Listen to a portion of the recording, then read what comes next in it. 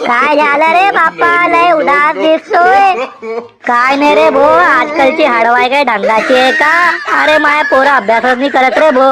नाही तर आपल्या टायमावर आपले बाप दादा नदी नाले पार करून शाळेत जायचे. अरे हे तर काय नाही रे भो, माय बाबा तर वीज चमकायची ना तर पटकन अभ्यास करून घ्यायचे. अरे तुम्ही हे बोलताय, माय बाबा तर इतके बेकार होते ना बाप्पा. रात्री कुत्र्याचे डोळे चमकायचे ना त्यात अभ्यास करायचे ते.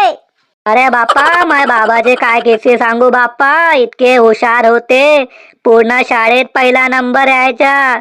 सर्व पोरांची गांड जळायची. त्या प्रकाशात माय बाबा अभ्यास करायचे. अरे दादा ते सोड, आपण किती अभ्यास करायचे. मी तर घड्याळच्या लाईट मध्ये अभ्यास करायचा.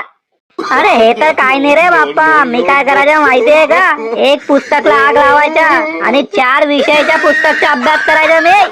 दादा अरे हे जरा जास्ती होते ना बाप्पा.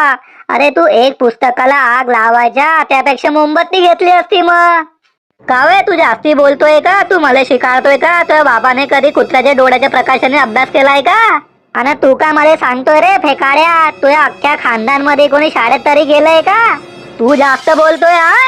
अरे काय करशील रे, मारशील का तू? तू मला शिकवतोय का?